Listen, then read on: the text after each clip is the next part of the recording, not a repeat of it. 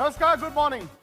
मैं हूं विक्रांत गुप्ता और 2025 आईपीएल का एक फाइनलिस्ट मिल गया है। और वो फाइनलिस्ट कौन है? वो है आरसीबी, रॉयल चैलेंजर्स बैंगलोर। वो टीम जो सबकी चहेती है, जो सबकी फेवरेट टीम है। और बैंगलोर ने जिस तरह से पंजाब को एक तरफा हराया, 8 विकेटों से हराया मुल्लापुर में, ये साफ है कि हो सकता है इस बार आरसीबी फैंस का सपना एक आईपीएल जीतने का, आरसीबी टीम का भी, वो शायद हकीकत में बदल जाए। तो फिलहाल कल रात जो मुकाबला खेला गया वो बेहद एक तरफा था। कहां पंजाब की टीम जिसने लीग टॉप किया था, लेकिन आज पंजाब के बल्लेबाजों ने सिर्फ 101 रन बनाए। अब 101 रन का शगुन था। बैंगलोर के सामने बहुत ज्यादा बड़ा स्कोर नहीं था। ठीक है, बैंगलोर की 2 विकेटें गिर गई जिसमें विराट कोहली भी थे, लेकिन बैंगलोर को बहुत ज्यादा आपत्ति नहीं हुई क्योंकि उन्होंने आराम से 11वें ओवर में इस टारगेट को अचीव किया, यानी कि 10 ओवर रहते 8 विकेटों से एक क्वालिफायर 1 जीत लिया है। और जिस तरह से आरसीबी ने एक क्वालिफायर 1 जीता है, वो सीधा 3 जून को खेले जाने वाले फाइनल में अपनी जगह बना चुके हैं।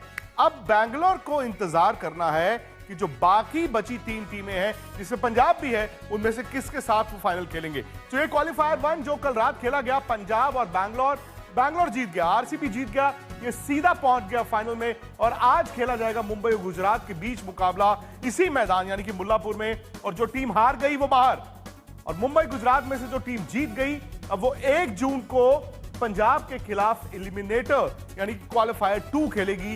ये मुकाबला 1 जून को अहमदाबाद नरेंद्र मोदी स्टेडियम में खेला जाएगा। और ये विजेता और बैंगलोर की टीम ये खेलेंगे द ग्रैंड फाइनल बैंगलोर को 3 जून। ये आईपीएल जो है वो बड़ी जबरदस्त तरीके से खेला गया। टीमें 10 थी और फिलहाल चारों टीमें जिंदा हैं, लेकिन बैंगलोर सबसे आगे यानी कि फाइनल में पहुंच गया। मेरे साथ सुनील गावस्कर हैं। सनी भाई कल कमेंट्री कर रहे थे और सनी भाई से जानते हैं कि इस जीत के बाद क्या वाकई में इस बार आईपीएल जीत रहा है बैंगलोर। सनी भाई, बड़ी उम्मीद के साथ मैं पंजाब का फैन, पंजाब का सपोर्टर, टीवी ऑन करता हूं, देखता है 1 आउट हो जाते हैं, 2 आउट हो जाते हैं। ये हुआ क्या? ये इतना वन साइडेड मैच आरसीबी जीत गया, हमें तो पता ही नहीं चला कि क्वालिफायर कब शुरू हुआ और कब खत्म हो गया। देखिए, पिच में थोड़ी सी घास भी थी, जिससे ये तो पता था कि जैसा हमने देखा है कि पंजाब में मतलब मोहाली पर भी आप जब खेलते थे तो पिच में थोड़ी सी उछाल होती थी, और थोड़ा सा जब हल्का सा भी घास होता है तो गेंद थोड़ी सी हिलती भी है गिरने के बाद, और वही हो रहा था। और इसीलिए ये थोड़ा जरूरी था कि पहले 6 ओवर में जो फटाफट शॉट मारने से सफलता मिलती थी बाकी पिचेस पर, इस पिच पर थोड़ा सा संभल कर खेलना था। वैसा उन्होंने किया नहीं। पंजाब ने सारे बड़े शॉट्स मारने के प्रयास में आउट हो गए, और इसी की वजह से ये जो स्कोर हमने देखा, मतलब 15वीं ओवर में जब कोई टीम ऑल आउट होती है और वो खास करके प्लेऑफ में, तो फिर जीतने के तो चांसेस बहुत बहुत कम हो जाते हैं। सनी भाई, एक टीम पंजाब और उसकी चर्चा करेंगे। मुझे तो समझ नहीं आया कि गेम सेंस कहां थी, एकदम फ्लैट कैसे हो गई ये टीम जो टॉप करके आई थी। लेकिन दूसरी तरफ आरसीबी, अच्छा आरसीबी के फैंस 2008 से वो उस कप का इंतजार कर रहे हैं। मुझे तो लग रहा है ना सिर्फ ये फाइनल में पहुंच गए हैं, बल्कि हो ना हो यही साल आरसीबी का हो जाए, इसी साल वो टाइटल भी जीत जाएं। देखिए, जिस तरह से वो खेल रहे हैं, जिस तरह देखिए इनके लिए इस मैच में जो सुयश शर्मा ने प्लेयर ऑफ द मैच का खिताब जीत लिया, वो उनका 9वां प्लेयर था। 9वां player, man of the match का, प्लेयर ऑफ द मैच का। इससे आपको पता चलता है कि इस टीम में कोई मतलब एक या 2 प्लेयर पर डिपेंड नहीं करती है टीम। मतलब कोई ना कोई उनके लिए काम करता रहता है। कृणाल पांड्या ने मैन ऑफ द मैच किया है, कोहली ने मैन ऑफ द मैच किया है, फिल सॉल्ट ने किया है, इतने लोगों ने, जितेश ने किया है, इतने लोगों ने जो परफॉर्मेंस किया है, पूरी तरह से टीम का एफर्ट लग रहा है। और एक अच्छा कप्तान है, शांत कप्तान है, समझदार कप्तान है, और उसी की वजह से टीम का परफॉर्मेंस भी काफी अच्छा रह चुका है। जीत रहे हैं आरसीबी। मुझे लग रहा है कि जिस तरह, जिस कॉन्फिडेंस के साथ सनी भाई, स्पेशली हेजलवुड के वापस आने से, मुझे लगता है हेजलवुड के वापस आने से उनकी टीम बड़ी मजबूत हुई है। वो जो गेंदबाजी उनकी एक छोटी सी कमजोर कड़ी थी, वही उनकी ताकत बन गई आज। जी बिल्कुल। देखिए, उनके पास भुवनेश्वर कुमार जैसे अनुभवी है, यश दयाल जैसे युवा खिलाड़ी है, बाएं हाथ की भी है वो, और उसके साथ में अगर जॉस हेजलवुड, जिनके पास एक्सपीरियंस है, अनुभव है, जिनके पास काबिलियत है, जिनके पास हाइट भी है, उसका अच्छी तरह से इस्तेमाल किया इस पिच पर जहां पे थोड़ी सी उछाल थी, तो फिर उनके खिलाफ रन करना थोड़ा सा मुश्किल बन जाता है, और वही हुआ। और इसीलिए टोटल ऑलराउंड परफॉर्मेंस था आरसीबी का। सर भाई, ना पंजाब जीता है कभी, ना ही आरसीबी जीता है, बल्कि पंजाब तो 11 साल बाद प्लेऑफ खेल रहा था। क्या ये जो पंजाब की ताकत को कमजोर किया? बिकॉज मुझे लगा कि जो अनकैप प्लेयर्स हैं, भले वो प्रियांश हो, प्रभ सिमरन हो, निहाल वडेरा हो, शशांक हो या बाकी खिलाड़ी हो, वो लीग में तो बड़ी जबरदस्त क्रिकेट खेल के आए। यहां मुझे आके लगा समहाउ कि इतना बड़ा स्टेज, इतना बड़ा मैच, फाइनल की टिकट, वहां ऐसा तो नहीं आपको लगा कि वही अनकैप प्लेयर्स शायद थोड़े से सहम गए, डर गए, टिमिड दिखे? हाँ, आप ये बिल्कुल कह सकते हैं, क्योंकि लीग में आपके पास, आपके मन में हमेशा ये रहता है कि भाई इस मैच में रन नहीं बने, इस मैच में विकेट नहीं मिली, तो कोई बात नहीं, और एक मैच है और 2 मैचेस है आगे।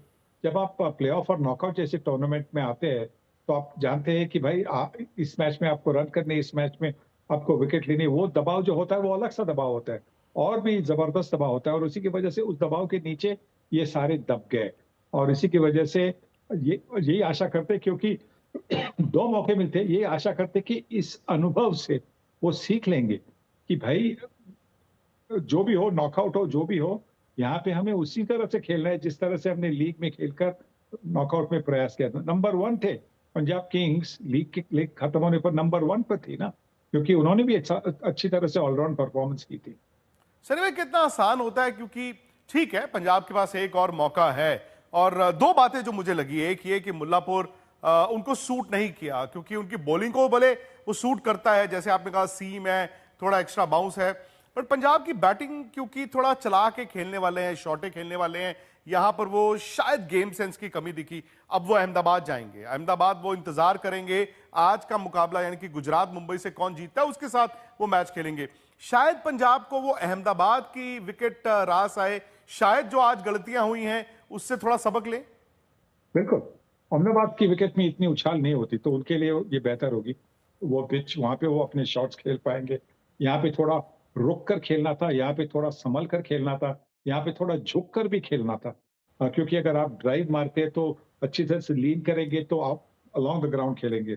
प्रियांश आर्या ने, हमने देखा था कि जयपुर में भी ऑन दी अप खेलने का प्रयास किया। उस पिच पर ज्यादा उछाल नहीं थी, तो ऊपर से फील्डर के ऊपर से उन्होंने मार दिया। यहाँ पे 2 बार ऊपर से मार के 2 बार बच के तीसरी बार आउट हो गए।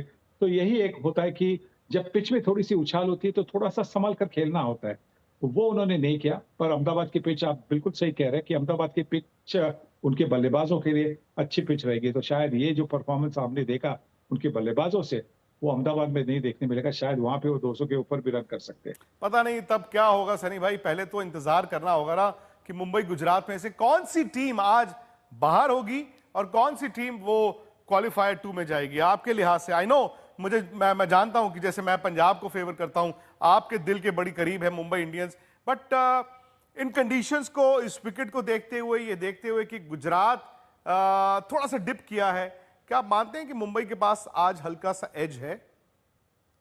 क्योंकि उनके पास बड़े अच्छे गेंदबाज है, नया गेंद इस्तेमाल करने वाले बड़े अच्छे गेंदबाज है।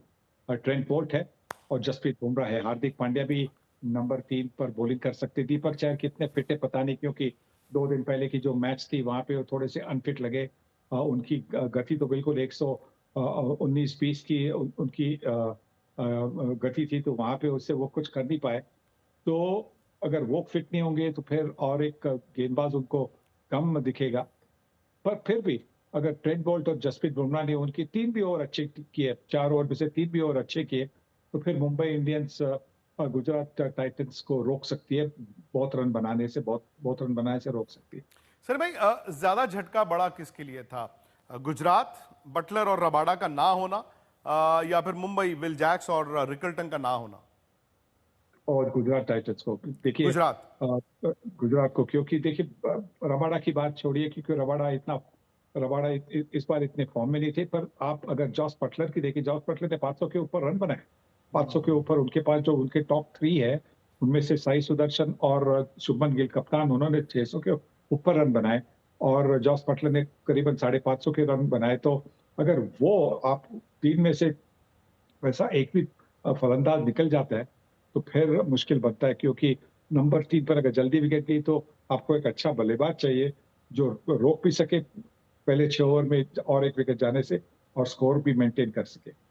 आपने इंडिकेशन तो सनी भाई दे दिया है मेरे पिछले 2 सवालों से, लेकिन आपके लिहाज से कौन है आज जीतने वाली टीम? आपकी प्रेडिक्शन क्या है? इस पिच पर मुंबई के पास अच्छा अटैक है, तो मुझे लगता है कि शायद मुंबई अगर उनके लिए बैटिंग भी आसान नहीं होगी, क्योंकि रिकल्टन नहीं होंगे। जॉनी बेयरस्टो शायद ओपन करेंगे रोहित शर्मा के साथ, तो ओपनिंग पर काफी काफी निर्भर है। पहले 6 ओवर के पावर प्ले पे काफी निर्भर है। अगर इन्होंने बल्लेबाजी के वक्त मुंबई ने पहले 6 ओवर में भले ज्यादा रन नहीं किए पर एक आधी विकेट ही गंवाई, तो फिर वो और ज्यादा रन बना सकते हैं।